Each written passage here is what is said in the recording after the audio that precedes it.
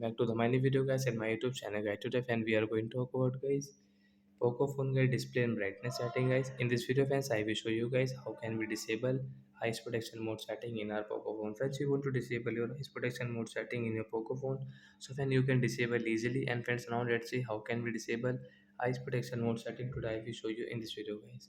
So before starting video friends, first of all go and subscribe the channel guys, click the bell icon, like the video. First of all guys, we will on our phone setting guys. After on phone setting guys, scroll it friends, you can see your display setting. So friends, click on your phone display setting guys, and again scroll. As you can see guys, this reading mode setting means eyes protection setting guys, you can disable from here. You can see guys this right side this icon guys, tap here to disable your eyes protection. Then guys your eyes protection mode will disable and guys your skin color will normal.